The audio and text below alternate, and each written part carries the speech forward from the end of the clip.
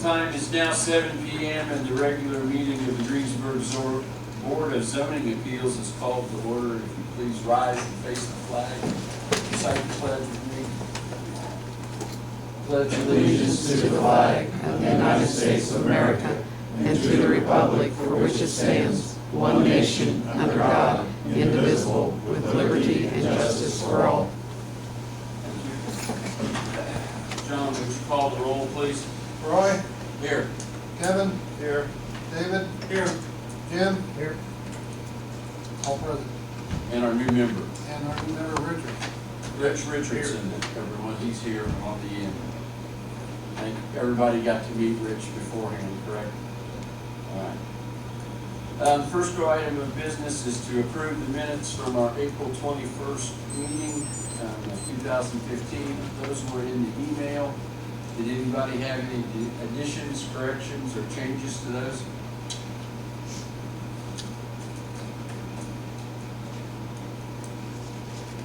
Hearing none, I'll entertain a motion that we approve the minutes. I have a motion. Do I have a second? Second. Motion was made and seconded. John, that was David and Kevin. Made and seconded that we approve the minutes from the April 21st meeting. All those in favor signify by saying aye. Aye. Opposed, same sign. Hearing none, they stand approved.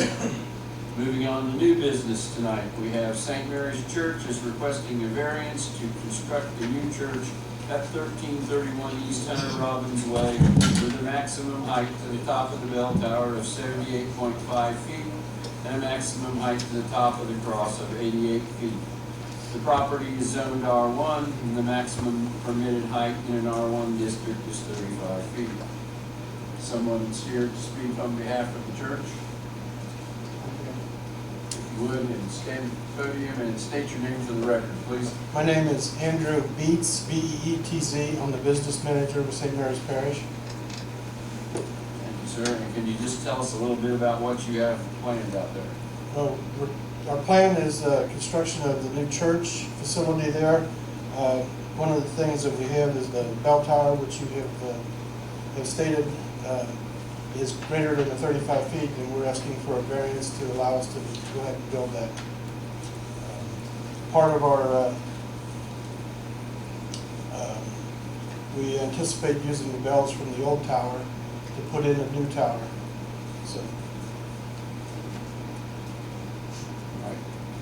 Questions from board members, Mr. Beetz? Anybody have any?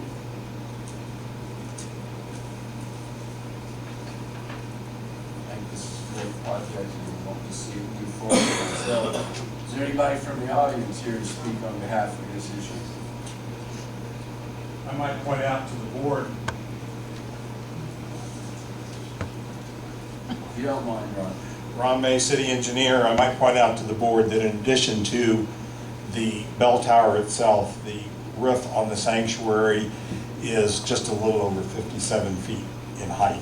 But obviously, if you grant the variance for the total structure height, it would fall within that.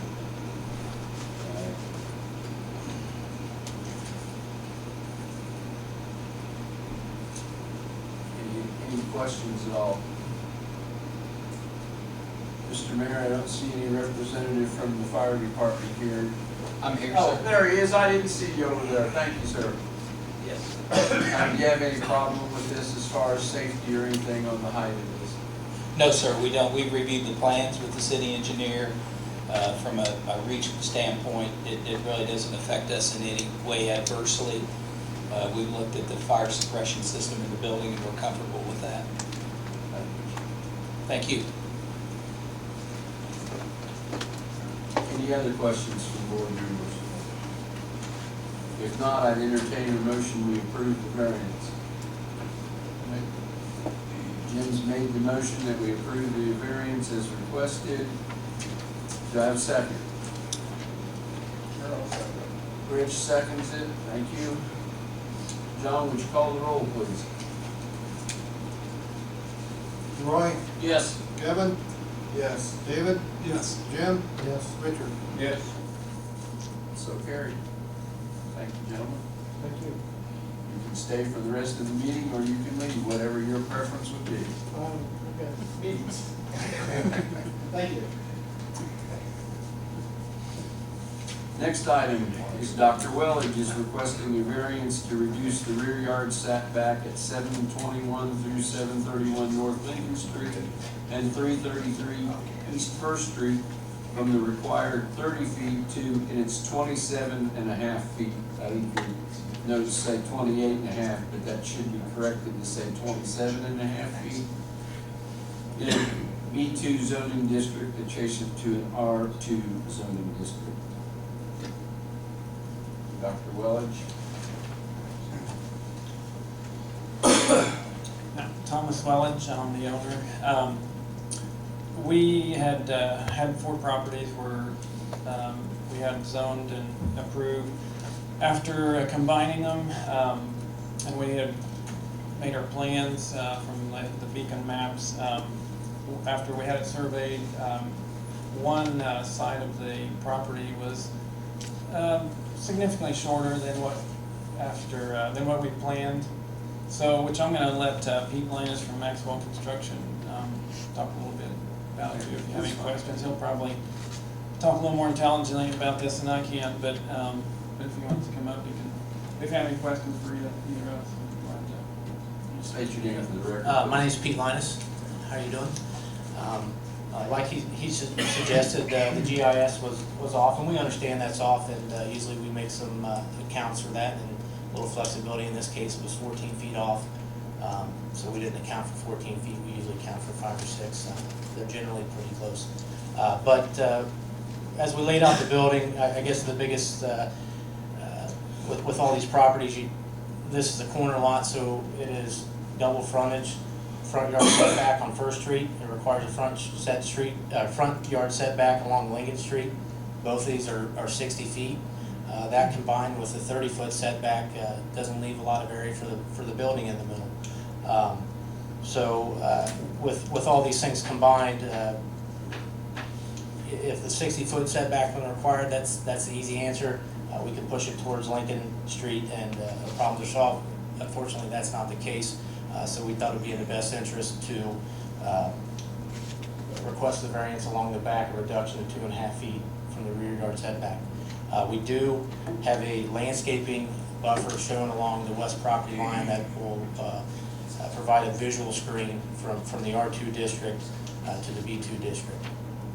Additionally, I guess a point I'd like to make is, I don't know if you can see, if you turn to page 5, in the northwest corner of the property, through the parking lot, you can barely make out a building.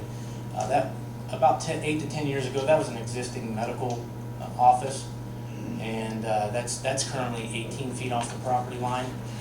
That's set, once all the properties are closed, that's set to be demoed, and the new building is now 10 feet farther away. So while we're not meeting the code by 2.5 feet, we are making the situation a little better by putting a new building in farther away than an existing use that match what's going back in. Mr. Lyons, I'm sorry, just for the record, could you please spell your last name? Lyness. Thank you.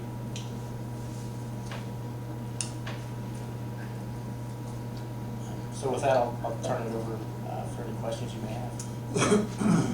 Questions of board members? They are meeting the 6-foot side there on Lincoln Street. 6 foot. Yes. The building's 11.61 feet off the property line. Property line is like right against that neighboring house. Yep, it's 11 feet off of it. Which that's now be the side yard, which is how that works out. They meet all the other, from what I understand it, they meet all the other setbacks except for the one.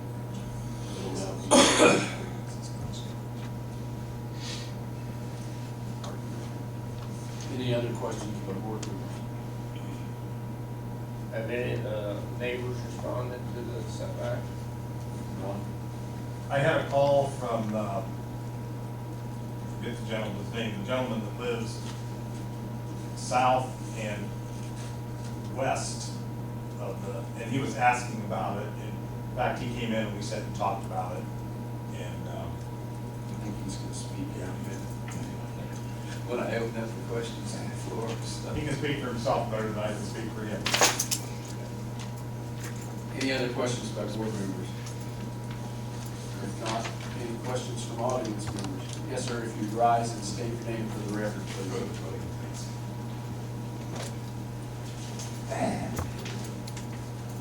My name is Carl Hensley, a neighboring landowner, and Mr. Hanson, before you get too far, could you please spell your last name? Hensley. Thank you.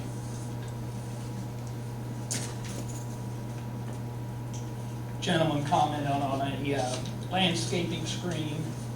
Is that just on this side, or Right can I now- assume that it goes around since these are landowners also? Right now, it's proposed along the west property line. Because That's required by the code. Is that correct? the landscaping screen, It was requested at the zoning meeting the first time.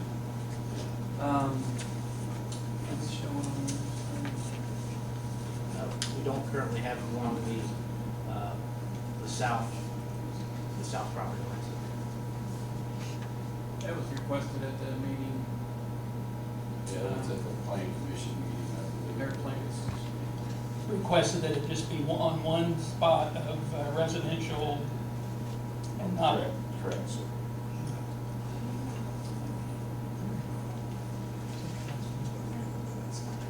Yes, sir, Mr. Tevy.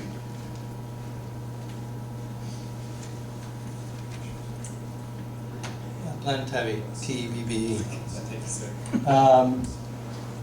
That wasn't requested at the Plan Commission meeting, it was mentioned.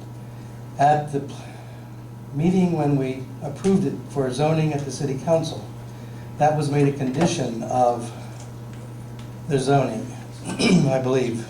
Right, Mr. Stephen? And I thought it was a condition, frankly, that it would be buffering all R2 from the B2. So it would, if R2 is on to the south, which it is, my intent, at least when I made the motion, that it be approved with that condition, that it would be buffered, all R2 would be buffered by the landscaping between B2 and the R2. All right, sir, thank you for the clarification. And that's not a problem. I mean, I didn't really realize it's not that wasn't in there, but that's not a problem. But we're on both sides. Anything else, Ron? A couple of points. One is that there are 4 lots involved in this total site, and if they were individual lots, then the west side of this proposal would be a side yard. And if it were a B2 adjoining an R2, the requirement would only be 6 foot for the side yard. The other item I have for you is, these are 4 separate lots at the moment, and in order for the city to issue a building permit, they need to be put together into one lot, or we won't be able to satisfy our zoning ordinance for setbacks with the interior lot lines. And I believe that you're still closing on 2 of the lots, is that, so they're awaiting closing on 2, and then I assume shortly thereafter they'll be coming in to combine those 4 parcels into one lot. It is my recommendation to the board that if you grant this variance, that you do it conditionally upon the 4 lots being combined into one, and if they remain 4 individual lots, then the variance should not, per my recommendation, should not go forth. Thank you, Ron. Anything else from the audience? Yes, sir, Mr. Hensley, if you don't mind, sir. Just for my clarification, if I could, when I spoke with the city engineer about screening, landscaping, and so forth, he indicated, and I don't think we were sure of what the definitions of landscaping and screening is, so that I may be aware what are your definitions of landscaping screen? Is that a shrub or is that a shrub? Chris, I'll defer that to you. Yeah, Mr. Hens, I do not believe that it's defined by any of our ordinances per se at this time. And I would have to go back and review the minutes of the council meeting when it was discussed. My understanding is that they are anticipating that being a substantial type of shrubbery, 5 to 6 feet is what's generally discussed as far as the height requirement for that, or it's plants that will get to that general area, but it's not legally defined anywhere in our ordinance. So, I mean, it would be open to some amount of interpretation, but I know that the conversations that had been had with Dr. Welage in front of this body and in front of the council was that the intent behind that is that it is screening or landscaping of a substantial enough nature to block the view of the B2 from the R1, R2 residential areas. So I don't think it's legally defined anywhere. But your interpretation is 5 to 6 feet. Our interpretation is something that's like 5 to 6 feet. The 5 to 6 feet will be what you mean by this? That's what's being anticipated.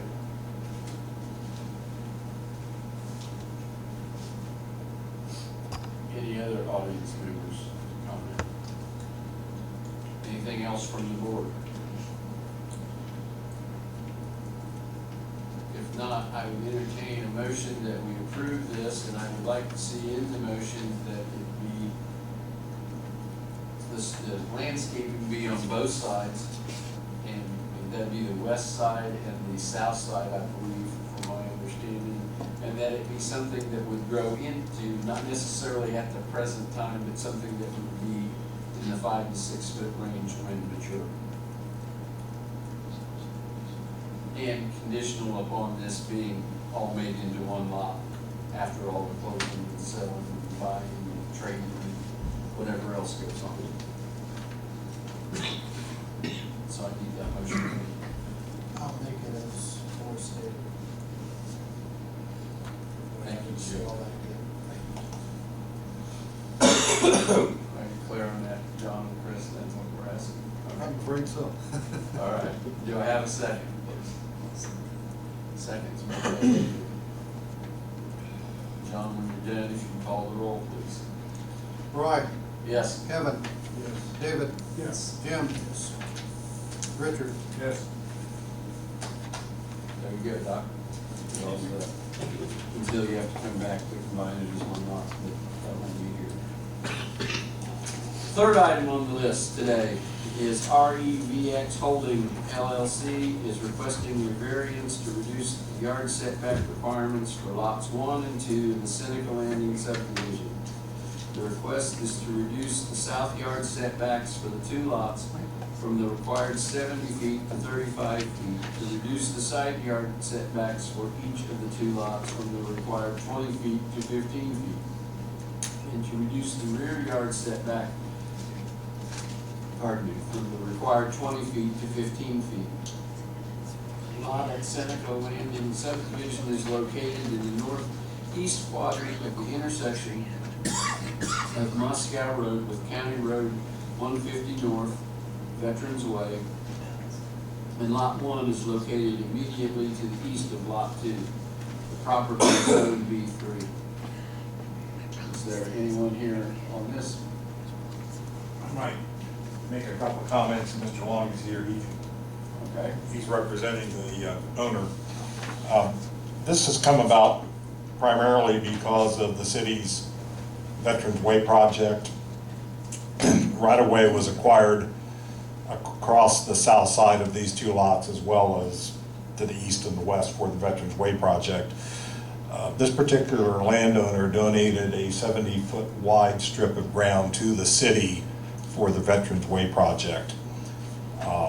In consideration of that donation, the city agreed to help in making the remainder of those parcels as usable for the developer as was reasonable. The reason for the request for, well, let me back up a bit. This particular subdivision was originally platted in unincorporated Decatur County prior to the city annexing the site, so it was platted under the county's subdivision control ordinance, not under the city's. The plat, as it exists today, had a 35-foot setback along the south side of the two lots, and I believe it was 30 foot on the other three sides of each of the two lots. In consideration of trying to allow the owners to have as much developable property as possible to help replace the 70 feet that they lost, it seems appropriate to consider reducing the rear and the side setbacks so that they can retain more buildable space on those two lots. So that's kind of the motivation in making this request. One other issue to point out, on the east end of lot number 1, there was originally, I think, 140, the original plat had 140 foot wide in east-west direction drainage easement, and I believe that was intended for a potential detention pond for the control of stormwater runoff. The request before you would eliminate that drainage easement, but it would not eliminate the city's ordinance regulating stormwater runoff. So should you decide to grant the variance, it would remove the drainage easement at that location, but it would not remove the responsibility of the property owner to control the stormwater runoff. Eliminating that easement would allow the owner greater flexibility in how they go about satisfying our stormwater runoff ordinance. They could bury tanks under the site and store water in those tanks.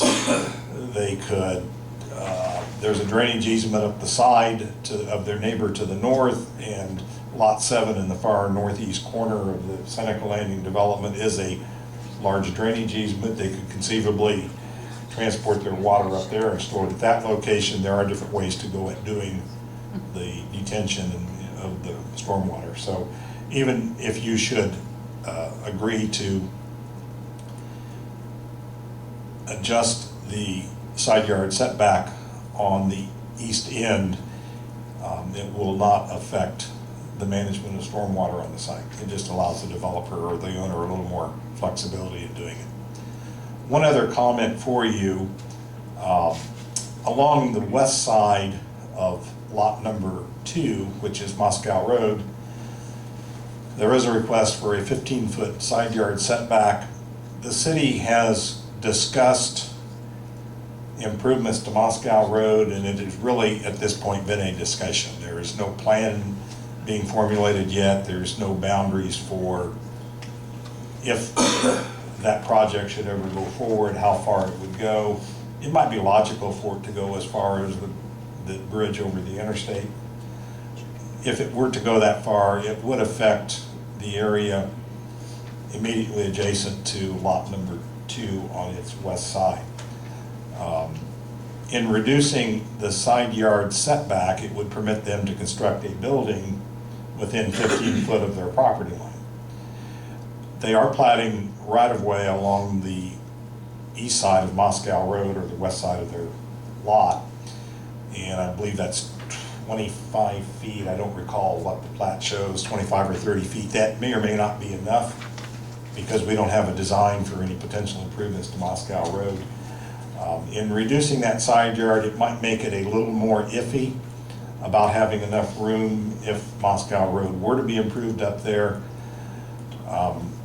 Ameliorating that a little bit, though, is they will have to come to the city with a commercial site plan for review, and if you decide to grant the variance to 15 feet in that location, we would have another opportunity to negotiate with any future developers on the layout of their site and how we can accommodate the city's needs and the developer's needs both. So with that, I'll let Jim speak to you. Good evening, it's Jim Long, Long. Again, I've been working very with Mr. May and Mayor and it's Chris. You know, we see this as a win for both sides. It's going to enhance our property value. It's going to allow you all to get the road built, which is pretty much there right now. I was out there this afternoon. But again, the only thing I want to speak to is the setback on that Moscow Road side.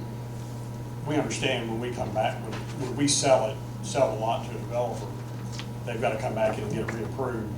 And at that time, if you all have plans for the Moscow Road, more in-depth plans, that's when you can make the adjustment there. The big thing we were concerned about is having buildable lots, having enough space for buildable space. And with these setbacks that we requested, we think we have that. So, thank you all. Any questions from board members for Mr. Long? Thank you, sir. Ron, anything else you want to say to us before Yes. I turn this over to the public?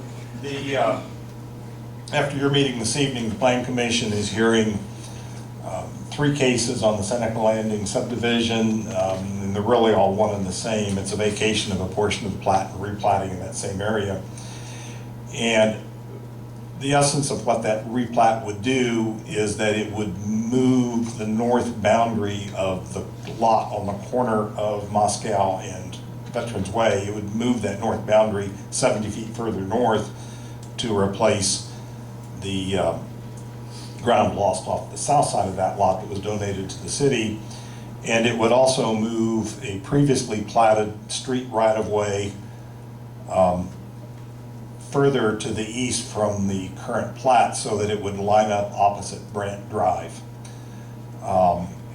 If you elect to grant the variance, it would be my recommendation to you that the variance be made conditional on the Plan Commission vacating and replatting that subdivision. And in the event that the Plan Commission does not do that, then the plat as it stands originally would continue to go forward.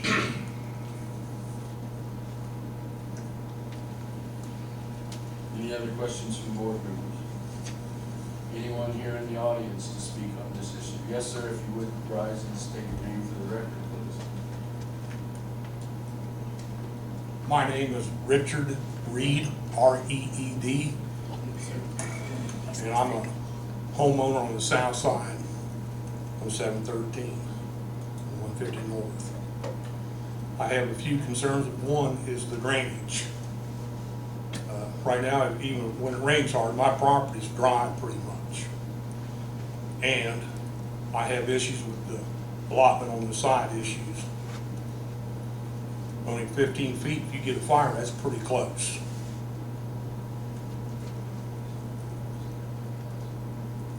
And how far down the residential area is this project going to? It goes down to the edge of the property, down to the Hahn property. Down to the Hahn property.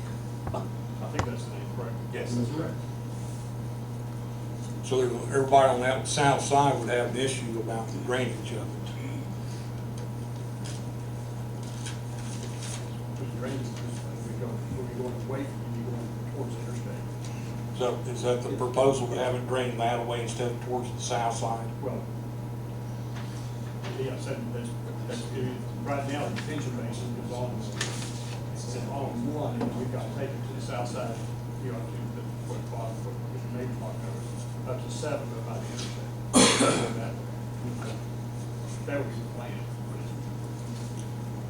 Yeah, my biggest concern was the drainage part of it. Sir, just to let you know, just a point of clarification if you're not aware, they will have, whenever this is sold and someone comes in to develop it, and we actually are going to have a building there at that time, they will have to meet all the city's requirements. And the main one on water runoff is that it cannot change the way it was when it was an empty field.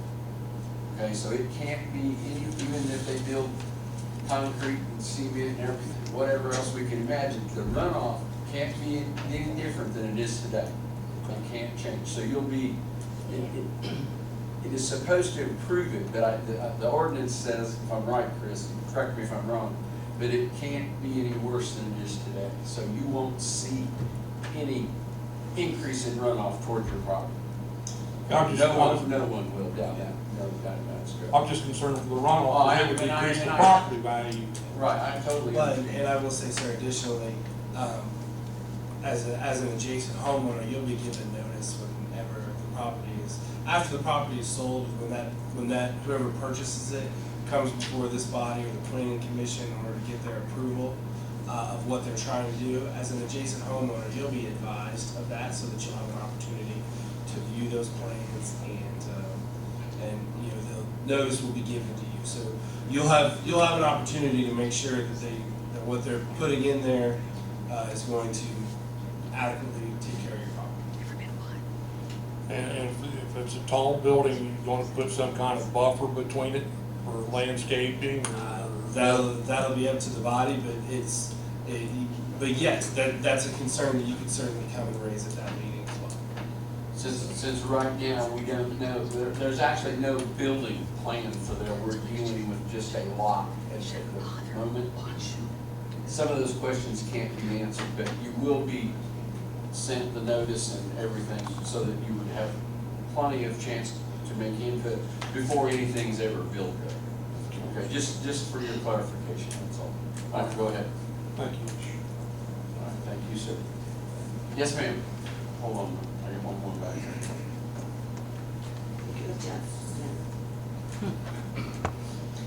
I'm Deborah Reed, DEBORAHREED. My concern is what you're going to do with the Veterans Expressway, or is also known in the neighborhood, the road to nowhere. All right? Excuse me. 2 years ago, we put in a brand new AC, FVAC pump and all of that. It took 3 weeks of 7 o'clock till 6 o'clock with all the dirt and all the stuff and their berm on one side, and I did tell them that's supposed to be over there, not over here, so they changed it. But it about ruined our system, and we're all electric there.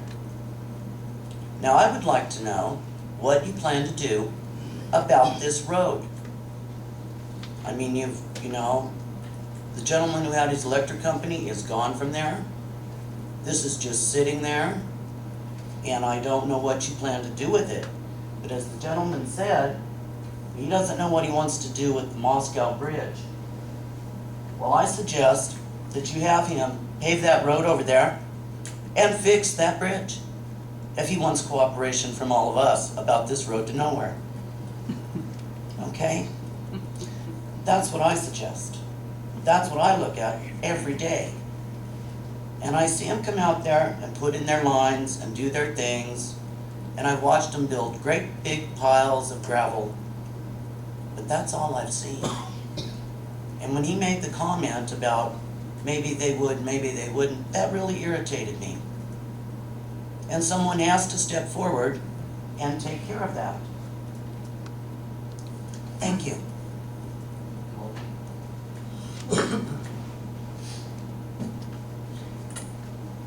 Mr. May? I was going to comment, the question about drainage, as a part of the Veterans Way project, that road will have curb and gutter along the outside edges of both sides, and there is a complete new storm drainage system being installed to drain Veterans Way, but it's going to create, Veterans Way will create a drainage barrier between the existing residences on the south side of County Road 150 North and the property that you're discussing this evening. So the drainage will be improved up there because of Veterans Way, and then what you said, Roy, about the requirement to satisfy our stormwater control ordinance. In fact, I'll correct just a little bit. Our stormwater control ordinance doesn't permit an outfall at a natural flow rate. It actually requires the natural rate be reduced a little bit.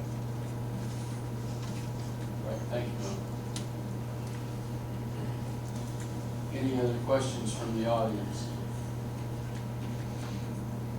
Any other questions from board members?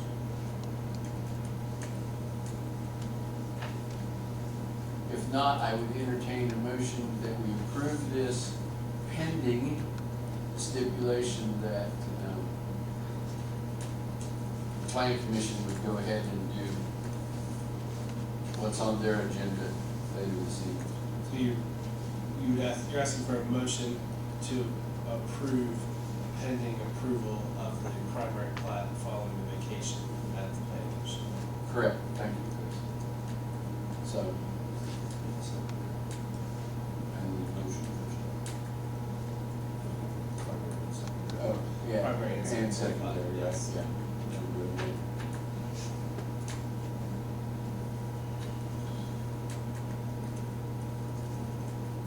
So are both lot 2 and lot 1, plan commission both of those accept? No.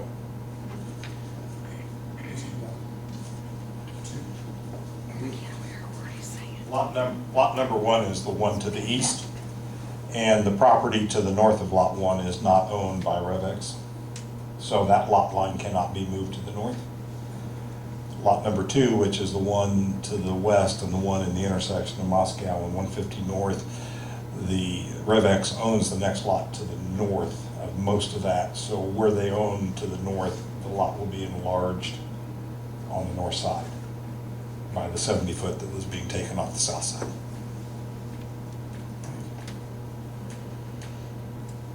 Assuming the planning commission agrees to that.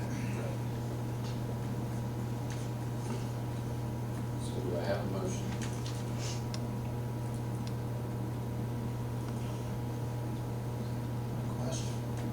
Question. The arrangements of giving the land for Veterans Way and all that was done from the holding company and the city council, the planning commission, who all Mayor, we coordinated all that. I feel like stepping on people's toes, I don't know what was done. Gary Herbert. We worked with REVX for several months. Gary, past city engineer Gary Murray and myself.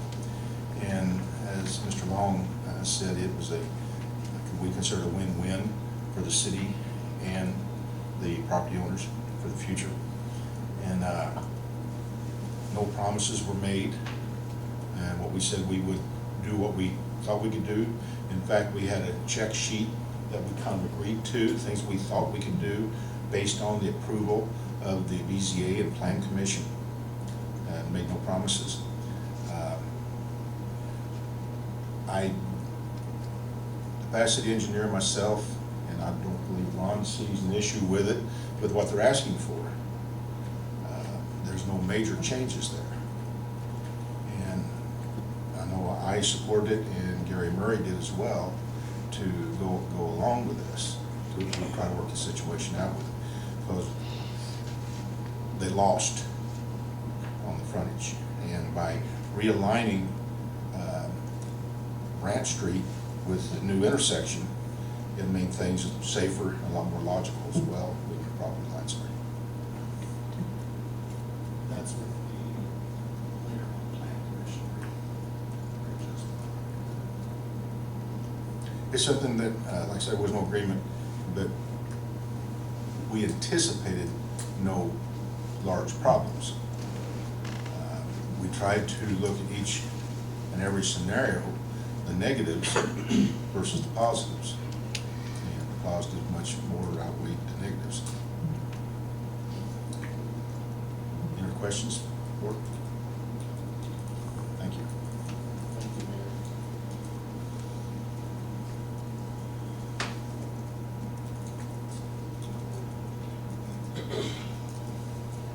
So we do, Rich Richardson, we do lose a little bit of drainage that's already, No. No, you lose the drainage easement. well, the easement to the Losing the drainage. easement Yes. only. The drainage, the water has to meet the drainage requirements off of that. And the only thing that's gonna happen is the property on lot 1 is gonna set back to the north 70 feet. If the planning commission agrees If to the that. planning commission agrees to it, all right. I make a motion that we pass this variance if the planning commission, changes the, plat. Well, I don't know what to talk about. All right, thank you. Do I have a second?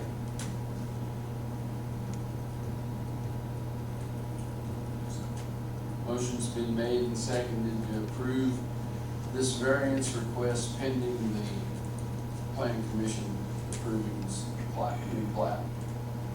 John, would you call the roll, please? Richard, Yes. Jim, David, Yes. Kevin, Yes. Roy. Yes. Yes, sir. Thank you, gentlemen. Next is discussion of requirements of the zoning ordinance relative to non-conforming uses or non-conforming structures. Ron? Thank you. This is a topic I put on your agenda this evening, and I'm not sure it's your topic or possibly the Plan Commission's topic, but I thought I'd start with you. I've encountered a couple of questions recently that I didn't have good answers for at the time. One question regarded non-conforming use and one regarded non-conforming structure. I've read our zoning ordinance, and on the non-conforming use question, I couldn't find what I thought was a good answer. It may not be there. It was in regards to a mobile home park on 4th Street, just west of Lincoln. I had a realtor in that was trying to market the property, and he was asking about the zoning and our restrictions on mobile home parks. And in looking at our zoning ordinance, requires mobile home parks to be in an R4 zoning district, and that particular site is zoned R2. And I'm told the mobile home park has been there for a long, long time and precedes our zoning ordinance. The question came up was, could they remove and replace a mobile home in that park, being that it's a non-conforming use? And in reading the ordinance, I couldn't find anything in our ordinance that discussed that. Our ordinance does discuss things like a non-conforming use that's damaged. If it's less than 50%, it can be repaired and retained, but it didn't discuss things like moving trailers in and out of a trailer park, mobile home park. That's a non-conforming use. The other issue was about a non-conforming structure, and that is in the middle of town where someone had built an accessory building, presumably a legal non-conforming use where it preceded the zoning, and that accessory structure was built within the required, built closer to the lot line than the required 10-foot setback. And these people wanted to build onto that accessory structure in a way that would be in compliance with the allowed area of the accessory structure. It would be less than the 720 maximum allowed square feet. But it would be onto a non-conforming structure. It would not move that structure closer to the property line than it already is, but it would not move it away from the property line. With regards to this particular situation, our ordinance says you cannot do anything to a non-conforming structure that does not improve the non-conforming situation, and you cannot do anything to a non-conforming structure that aggravates the non-conformance of that structure.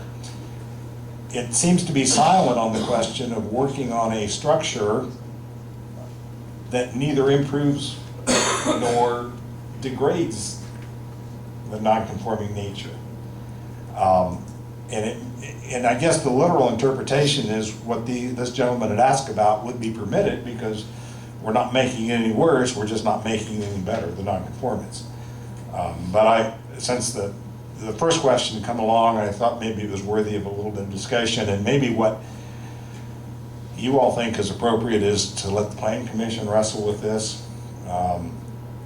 And if they feel like we need to modify our ordinance, then they could make a recommendation to council that we modify the zoning ordinance. But I put that before you for your consideration.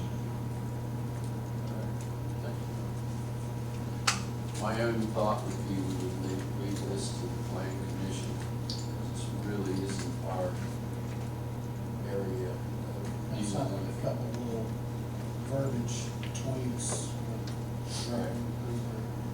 So that would be my thought, that thank you for bringing it to our attention. Okay. Any other items of interest from members of the board? If not, I'll entertain a motion that we adjourn. We're done.